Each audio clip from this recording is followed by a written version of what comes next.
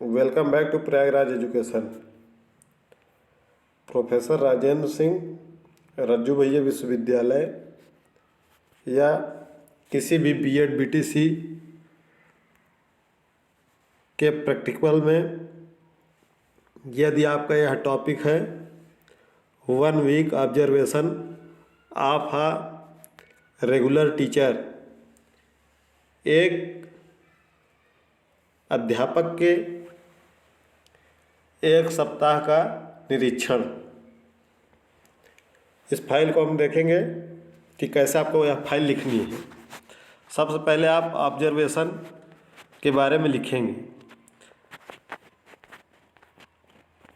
जिसको हम प्रेक्षण कहते हैं। तो सबसे पहले आप लिखेंगे कि आपने अपने महाविद्यालय से अनुमति ली, तो आप अपना नाम लिखेंगे कि पूर्ण रूप से अपने महाविद्यालय का नाम लिखेंगे। का आभारी हूँ या आभारी हूँ। महाविद्यालय के समस्त सदस्यों, माननीय प्रबंधक महोदय, ठीक है, अपने जितने भी अध्यापकगण हैं उनका नाम, जिन्होंने हमें 1 सप्ताह के शिक्षकों के शिक्षण के अवलोकन के कार्य में सहायता प्रदान की तथा समय समय पर कार्य को सफल बनाने के लिए सहयोग प्रदान किया। साथ ही जहां आपने निरीक्षण कार्य किया है उसके बारे में भी लिखेंगे, ठीक है, कि अवलोकन कार्य में उन्होंने सहायता प्रदान की, ठीक है, इन सबको लिखेंगे। उसके बाद अपना नाम लिखेंगे नीचे। उसके बाद पहले आप ऑब्जर्वेशन का मतलब लिखेंगे कि ऑब्जर्वेशन का मतलब क्या होता है। प्रेक्षण यह एक वैज्ञानिक एवं एक उत्तम शोध समस्या के बारे में आंकड़े संग्रह के लिए उपयुक्त विधि होगी। यदि विधि उपयुक्त न होगी तो शोधकर्ता शोध समस्या के बारे में सही आंकड़ा संग्रह नहीं कर पाएगा और तब उस समस्या का सही उत्तर भी नहीं ढूंढ पाएंगे। मनोविज्ञान, शिक्षा एवं समाजशास्त्र के क्षेत्रों में अक्सर ऐसी परिस्थितियां आती हैं जिसमें शोधकर्ता शोध की समस्या का अध्ययन नहीं कर सकता है। इस विधि का प्रयोग शिक्षण के अंतर्गत किया जाता है तथा इसके द्वारा शिक्षक या शिक्षार्थी प्रेक्षण करता है। अतः प्रेक्षण विधि एक ऐसी विधि है जिसमें शोधकर्ता व्यक्ति के व्यवहारों तथा घटनाओं को दृश्य श्रव्य पक्षों को क्रमबद्ध ढंग से देखकर सुनकर उसका रिकॉर्ड तैयार करता है। प्रेक्षण विधि द्वारा आंकड़ा संग्रह करते समय शोधकर्ता यह प्रत्यक्षण करता है कि लोग क्या कर रहे थे और क्या कर रहे हैं तथा वह यह जो कुछ देखता व सुनता है उसे रिकॉर्ड कर लेता है। प्रेक्षण विधि का स्वरूप होता है, उसको आप हेडिंग लिखेंगे। प्रेक्षण विधि के स्वरूप में निम्न लिखित तथ्य इस प्रकार से है। प्रेक्षण विधि में व्यवहारों का अध्ययन विशिष्ट परिस्थिति में किया जाता है। प्रेक्षण में प्राणियों के व्यवहारों का अध्ययन किया जाता है। इसमें उत्तेजन, अभिलेखन तथा कूट संकेतन किया जाता है। इस प्रकार प्रेक्षण की उच्चतम विश्वसनीयता, वैधता तथा वस्तुनिष्ठता के लिए प्रेक्षण में वैज्ञानिक यंत्रों एवं उपकरणों का प्रयोग आवश्यक है। प्रेक्षण विधि के प्रकार हैं, 3 प्रकार हैं। पहला प्रकार है नियंत्रित प्रेक्षण बनाम अनियंत्रित प्रेक्षण। दूसरा है सहभागी प्रेक्षण बनाम असहभागी प्रेक्षण। तीसरा है वर्गीकरण व्यवस्था तथा रेटिंग व्यवस्था, ठीक है। इन सब को लिखेंगे। इसका आप स्क्रीनशॉट लेते चलिए। पहला प्रेक्षण हो गया, ये दूसरा प्रेक्षण है, इसमें और भी है, ठीक है। उसके बाद तीसरा प्रेक्षण लिखेंगे। इसके बाद इसके क्या उपयोगिता और लाभ है। प्रेक्षण विधि में कुछ खास उपयोगिता एवं लाभों का वर्णन किया जाता है जो इस प्रकार से है।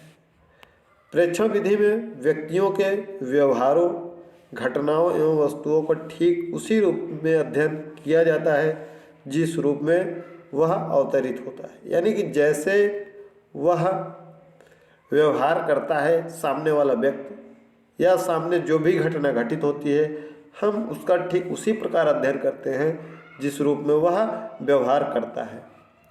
इस विधि का प्रयोग बच्चों एवं पशुओं के व्यवहारों में सफलतापूर्वक किया जाता है।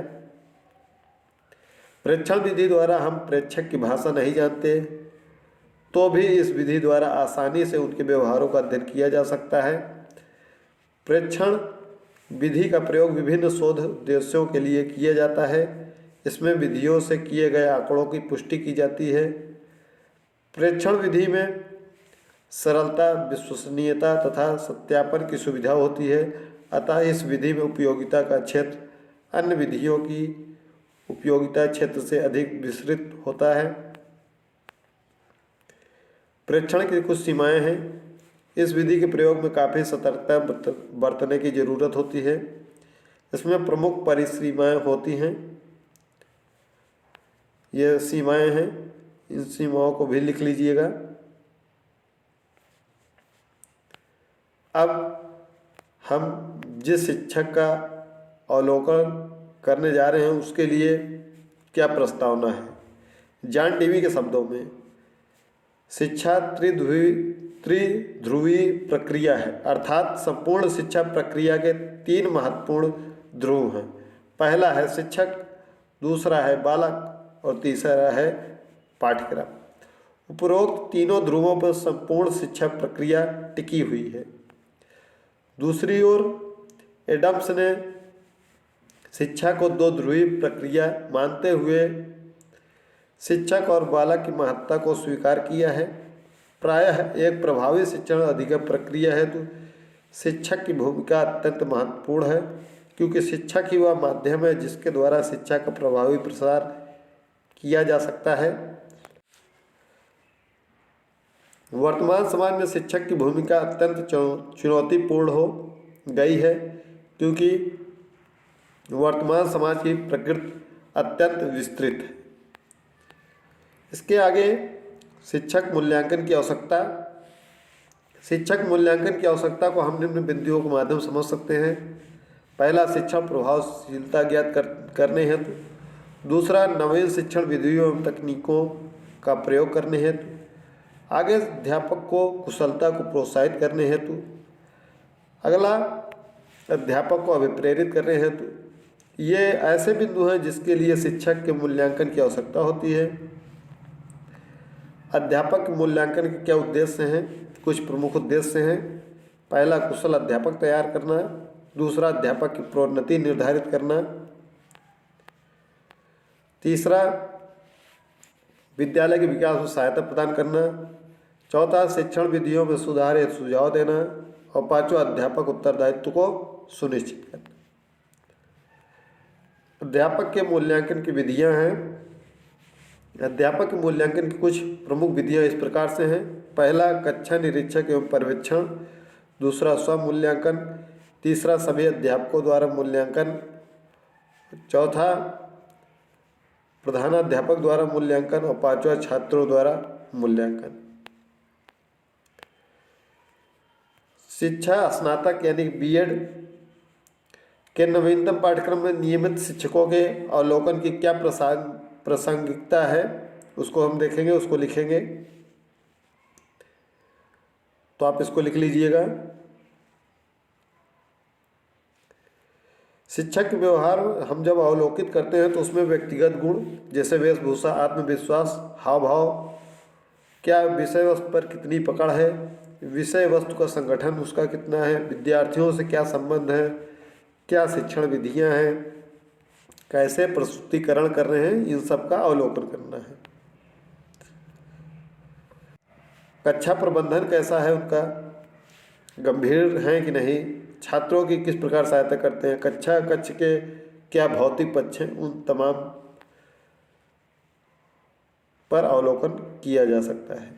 तो जिन पर नियमित शिक्षक का अवलोकन किया जा सकता है, चूँकि छात्र अध्यापक एवं छात्र अध्यापिका हैं, भविष्य के शिक्षक हैं, अतः उनको यह सीखना अत्यंत आवश्यक है कि नियमित शिक्षक समस्त कक्षीय परिस्थितियों में कैसा व्यवहार करता है तथा उससे सीख लेकर भविष्य में अनुप्रयोग करना तथा साथ ही साथ इससे यह भी लाभ है, यह भविष्य के शिक्षक के लिए अत्यंत आवश्यक प्रासंगिक है। अब यहाँ से अवलोकन लिखेंगे, औपचारिक विवरण लिखेंगे, किस विद्यालय में आप अवलोकन कर रहे हैं उस विद्यालय का नाम लिखेंगे। जरूरी नहीं है कि यही लिखिए, आप अपने आसपास से किसी विद्यालय का नाम लिख सकते हैं।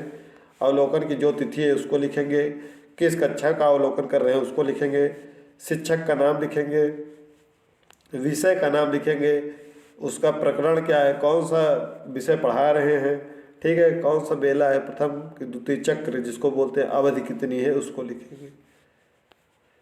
उनका व्यक्तित्व कैसा है,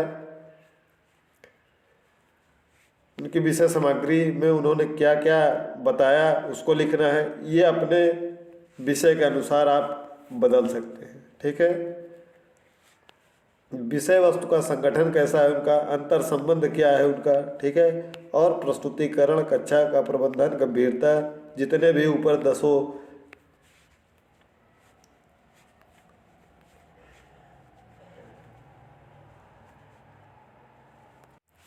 व्यवहारों को बताया गया था, उन सभी 10 व्यवहार के संबंध में आप चाहें तो ये फाइल और भी बड़ी कर सकते हैं। आप इन्हीं को 7 दिन में, ठीक है, उसी शिक्षक का टॉपिक केवल प्रकरण अलग अलग हो जाएगा और जितने भी 10 प्रकार के